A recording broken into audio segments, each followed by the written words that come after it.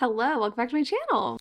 In today's video, I am going to be giving authors a second chance. This video was recommended to me actually by one of my patrons. They really wanted me to do a video where I read books from authors that I hate to see if maybe giving an author a second chance is a good idea, and I decided I'd take on the challenge today. I picked authors that I have either DNF'd books from before or who I have read books from and just haven't liked in the past, and I'm really curious to see how this goes. I tried to give myself the best chance of liking the books possible. There's obviously a lot of different ways that I could have gone with this, but I tried to pick authors that I think that I will actually enjoy the second time around. So we'll tell you more about the books as we get into the video, but there's also timestamps down below if you want to skip around. Let's get into the vlog. So I'm already starting to realize how interesting it is picking up a book from an author that you have read from before, haven't enjoyed, and haven't read from in a long time. I didn't expect when I picked up Well Met to remember and start recalling the things that happened in Well Met, but it kind of makes sense given the ties between the characters in both of those books, but also it makes sense because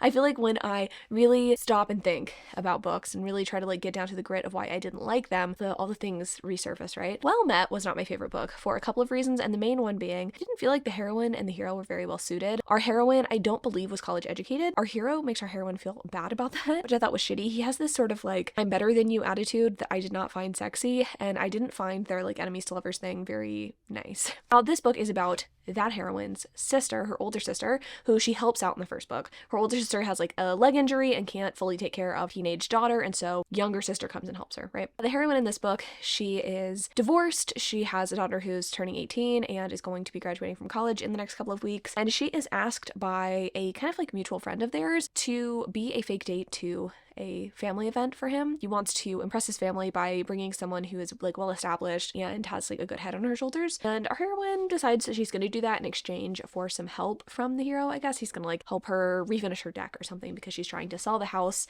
that she lives in with her daughter after her daughter, goes to college. Here's the thing. I'm someone who likes banter. I like relationship with a little bit of angst, a little bit of heat, a little bit of tension, and I'm not asking for every book that I read to be enemies to lovers. I don't even like enemies to lovers. I don't think you need to have an enemies to lovers relationship to have angst, tension, and banter. This book is just so sedate, is the way I described it when I was just talking to my patrons when we were sprinting. It's such a bland book. It feels very one note. While that first book kind of infuriated me, this one doesn't feel like that. It does feel boring, and boring's kind of a crime in my opinion when it comes to a romance, because there's so many things you can do to make them exciting and fun and delightful to read. And this one, it's very healthy, which I appreciate. We've got kind of an age gap relationship between the hero and heroine. I think he's in his early 30s, she's maybe in her 40s, but there's just nothing there. I'm just so bored. They have to share a bed with each other. They have sex whenever they are on this trip together. It's not oh my god, finally they're together. You're just oh, okay, this is happening, I guess. Where is this coming from? Because she goes from being self-conscious about them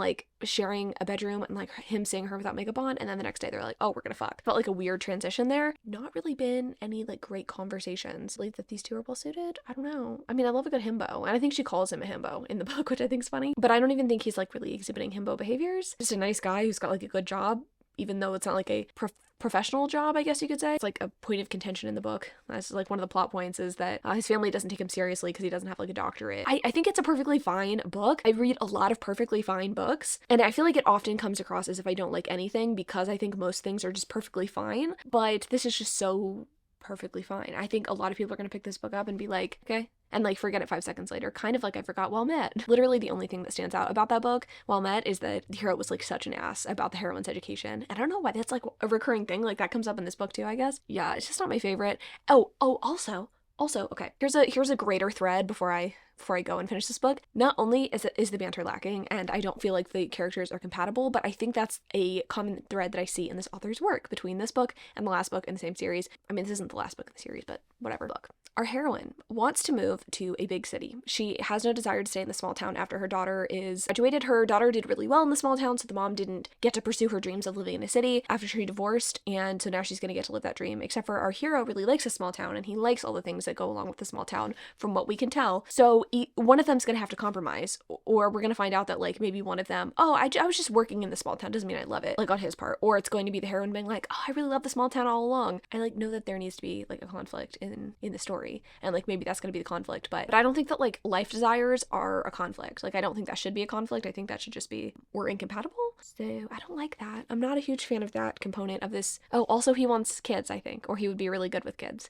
and she already has a kid. She's past her childbearing years is what she says. So again, it's like compatibility where? Not bad. It's just like very blah. Passable. I'm gonna go finish it though. I'm gonna play 2 dots while I do it, and then we can move on to some gay stuff. All right, y'all. I have the headache from hell, so bear with me. I might be bitchier than normal. Okay. Finish Well Matched by Jen DeLuca, and I think I probably should have let that stay. A one-time author for me. Correctly predicted exactly what was going to happen at the end of this book and how these two were going to like end up together. I guess it wasn't all compromise, but I don't feel like what happened was convincing. So, hero loves being around kids, loves teaching kids, but has no desire to have kids of his own. That makes sense, normal, okay, fine. That obviously makes them more compatible. Then we have our heroine, and her thing was a little, I don't know. Beginning of the story, she's like trying to leave this small town. Like her daughter is leaving the house. She's like, I finally get to go to like the city. I finally get to move somewhere. It's cool. Like I never really felt at home here. And the whole time she's like so self-conscious because the people in this small town she feels like are judging her. She does have some friends, like she's a part of a book club and stuff, but like she really feels like this isn't the place for her. And over the course of the story, she starts to realize the place she lives is a place she actually likes.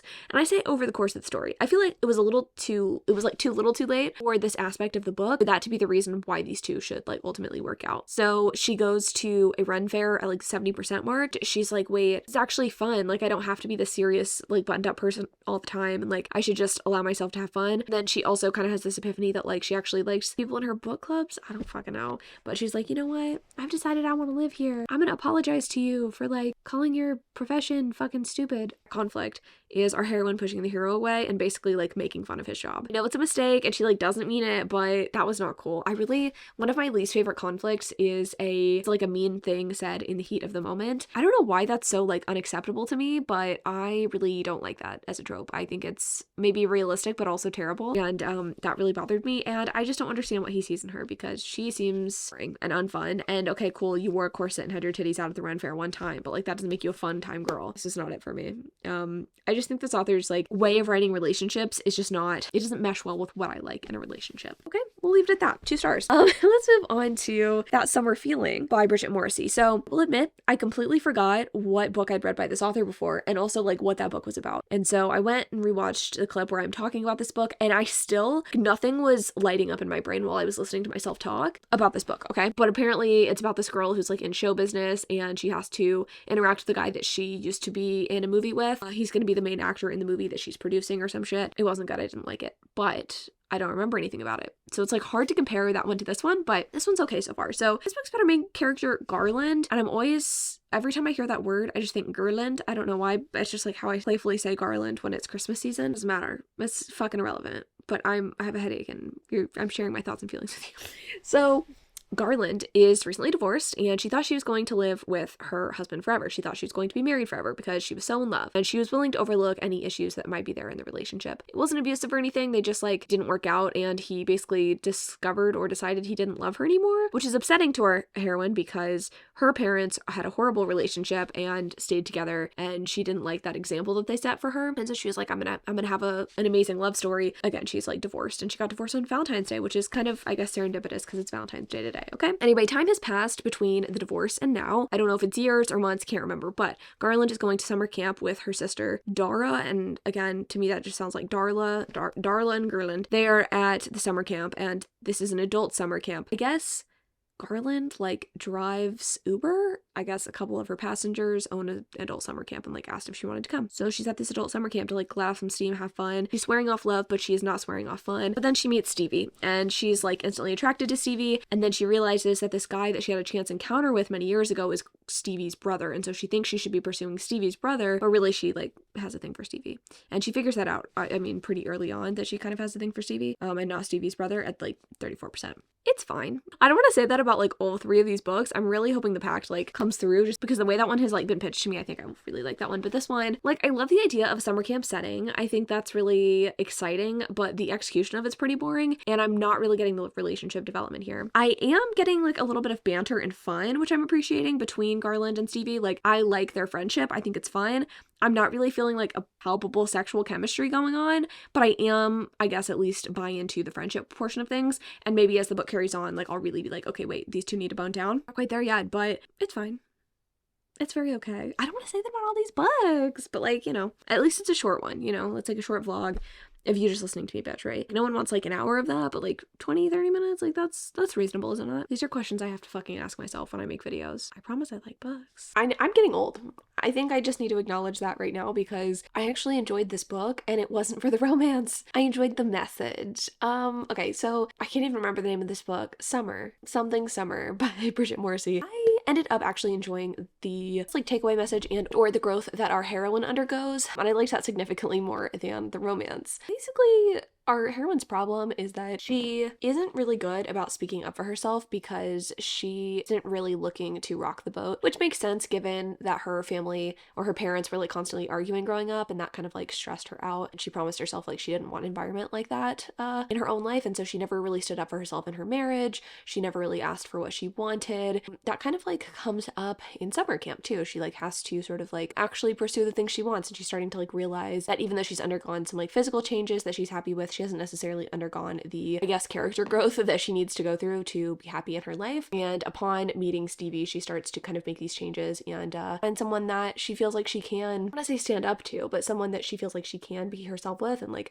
be completely honest with. And I thought that was sweet. I will say I think like the romance component of this book was kind of weak and definitely insta-lovey for sure, but I really liked the summer camp vibes. I felt like that was a really fun setting for a romance. And it's one of those books that while I probably won't remember it very far into the future, if someone was asking me for like a really breezy, low stakes LGBT female romance, like I would recommend this one. I also liked the sexuality and how that was handled. The sexuality. Also liked how Garland's sexuality was handled. She discovers she's bi over the course of this like summer camp adventure, which is probably like a week or two long. It's like not a very long period of time, but she doesn't really like seem to undergo any sort of like crisis when she's figuring out her sexuality. Not that it's wrong if you do. I just thought it was cool how it was handled. Like she was like, you know what? I have kind of like put aside my feelings for women over the years, but I actually do really like them. And I was like, you know what? Good for you, girl. I respect it. I like it. Overall, I just feel like this was a solid, if not perfect, romance for me. Again, like the romantic component, I don't think I'm sold on. I think maybe that's my issue with this author's books. I don't know that I'd like rush to pick out more from her, but like this is a perfectly fine 3-star read and I'm like actually pretty happy with it. So if you are looking for low stakes romance, I would pick this one up. Stakes in the sense that like nothing really bad happens. Sometimes, I mean, we want that in life. I don't know if y'all are the same way, but like a lot of the times I will pick up or watch a television show that I've already watched before because I know what to expect, and that really lowers anxiety for me. It's kind of the same with a good low stakes romance. You know what you're going to get at the end, which is a happy ending, and you're not going to have a lot of like obstacles in the way of the characters until that point. So I liked that. We get Garland kind of like facing her ex-husband, which I kind of liked too. Like they have like a, I don't want to say final encounter, but she does get to kind of like put that relationship to bed. It doesn't really feel like there's a lot of closure before that point. So yeah, I don't know. I thought it was fine. A book that I am actually very much loving is Pact by Karina Holly. I do have the physical copy, which I'm reading. I got this from Half Price Books for like $6, but I'll put a picture right here while I talk because, you know, doing my makeup. I love a good friends to lovers, like let's make a pact kind of story. So this book is about our two main characters, Stephanie and Lyndon. Lyndon is Scottish, which like we love. They've been friends since their mid-20s when our heroine was dating the hero's best friend. They didn't date for very long, and that was kind of how, you know, her and Lyndon developed this friendship, and now they're all kind of three friends. The guy she dated was named James, which is important because he's like a character in the story beyond just that meeting at the beginning, or like beyond them dating for just a little bit. Lyndon and Stephanie have this relationship where they feel like they can kind of tell each other anything. They know each other really, really well. They make this pact at like 25 that if by 30 they don't have a really steady relationship or they're not already married, they'll marry each other. And Stephanie is kind of like, she kind of thinks it's a meme. She kind of thinks it's a joke, but she agrees to it. And Lyndon is like kind of serious about it. And we find out pretty quickly that Lyndon is just like serious about Stephanie in general. Like he's kind of always had a thing for her, has always thought she was beautiful, but doesn't really want to jeopardize the friendship. And then as the course of the story goes on, we kind of notice the way that Stephanie definitely has feelings for Lyndon as well, especially as he starts to date other people in a more serious capacity. It's like she's never really been scared of him being like fully taken by someone because he kind of sleeps around and is like a man whore or whatever. Though I will say Stephanie sleeps around as well. Yeah, she never really takes seriously the fact that Lyndon could like find someone. And when she's kind of like, well, I don't like this, and also the girl's kind of terrible. So 50% into the book, there's sort of like a breakdown, I guess, of both Lyndon and Stephanie's relationship. She's dating this guy who like is a couple years younger than her and isn't a very serious person. Really nice guy, but like definitely not, you know, long-term marriage potential or anything like that. Lyndon is dating someone who he liked initially, but like her personality has changed a lot over the course of their relationship. Like they used to go hiking together and like do all these adventurous things, and now all she wants to do is like stay home and isn't happy with the fact that Lyndon is friends with Stephanie. They all go on a like friendship sort of camping trip together, like a little couples occasion. Basically, Aaron, who is Stephanie's boyfriend, so Aaron and Stephanie, Lyndon and Natalie, I think is her name, and then we have James, their friend, and Penny, his girlfriend. So they all go on this like camping trip, do a truth or dare situation, and of course, people making out with people that they shouldn't be, and Lyndon and Stephanie are kind of, you know, realizing that they kind of need to act on their feelings for each other and that they should probably break up with the people that they are with. I'm curious to see if that'll actually happen as like the story carries on. I think that's like the thing that I'm most curious about at this point is like their relationship's going to develop and how they're going to overcome this like jeopardization of friendship. I feel like that's always what happens in friends to lovers relationships is like people are too scared to admit their feelings for each other because they don't want to ruin the friendship. I'll be curious to see if they get together like pretty soon or if the rest of the book is them kind of like plodding along and the ending of the book is when they're going to get together. That's like my one thing about friends to lovers romances is that you never know at what point in the book these two are going to get together, if the majority of the book is going to be spent with the characters apart. I don't know, I feel like I like a good balance in my romances. I don't want the characters to get together too early. I feel like romance, the whole point of it is that they should be building their relationship and or I guess building to getting into a relationship for the majority of the book, but I do also like to see just a touch of what their relationship looks like once they get together. Like I don't want them to get together in the last chapter and then that's it. Like I do want to see happy moments and also how they handle like adversity in their actual relationship. I'm really liking this. This is just my kind of story in general. I really love a childhood friends to lovers. I mean, I do love childhood friends to lovers. That's not what this is though. I do just like a friends to lovers relationship where you can see that these two have like longing for each other. I just like a good fucking angsty story. I always have and probably always will. Just like, is this actually highlighter? It looks like blush. And that's on being pale.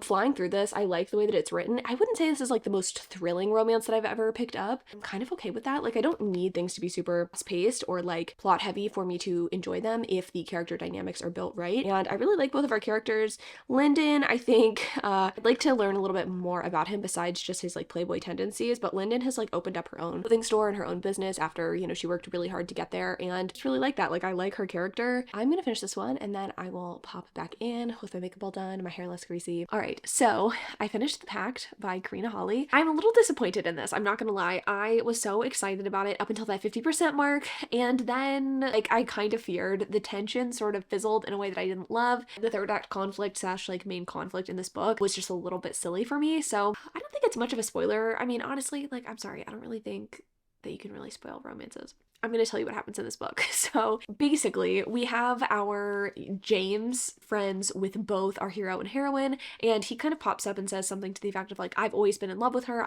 I broke up with my girlfriend. I think I'm going to pursue Stephanie. Lyndon is like obviously in a panic because he hasn't told James that he has a thing for our heroine and that he's been sleeping with her for months. So this is sort of like troublesome, and Lyndon ends up breaking up with Stephanie because he's like, I can't possibly do this to James. And I find that kind of suspicious considering the fact that James is not a very close or good friend to either Stephanie or Lyndon. It doesn't make sense that they would jeopardize their own happiness to, I guess, try to appease James. And so it's just weird to me that Lyndon decides to just kind of break up with Stephanie after they've like declared their love for each other already. Felt like kind of a weak excuse. And then we also have just a classic romance tropey thing that I can't stand. And I think I need to like take a stand so we can get the word out to authors that this isn't cool. Though I haven't really seen this that much in like modern romance, if that makes sense. Romances written in the past decade. We have a helicopter crash. Our hero, his profession is to fly helicopters, and he gets in an accident that obviously reunites the hero and heroine, and James feels guilty and he's like, you know what, y'all can be together, blah blah blah. I don't like that. I just think that's kind of stupid, and it's upsetting because I feel like this had a lot of promise, and in some ways this was kind of reminding me of a recent Elizabeth O'Rourke book that had kind of a similar like best friends but we don't want to upset our mutual friend sort of thing going on.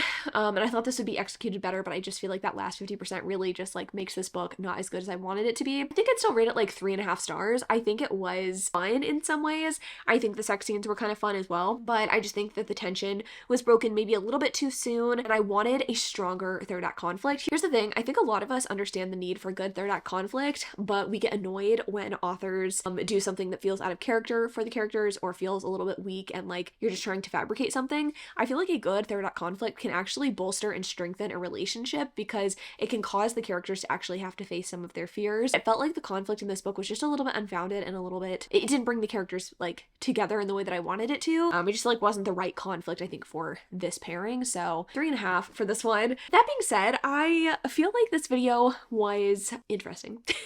It wasn't the success that I wanted it to be, but I feel like the last two books that I read for this video were actually pretty decent, and I would actually be interested in reading from both Bridget Morrissey and Karina Hawley again. Karina Hawley like has such an extensive backlist that I feel like I might like more books from her in the future. I didn't really love, I think it's like My Nordic King or something like that. I thought was like fun, if a little silly. And I mean, this was like popular kind of right after like 50 Shades came out. I mean, this came out in December of 2014, so for like this coming out in that era and like holding up pretty decent, I'm not mad at it. But I had fun making this video, even if it wasn't a total success. I hope this kind of inspired you maybe to pick up books from authors that you haven't had luck with in the past. Thanks so much for watching. I love y'all so much, and I'll see you in the next one.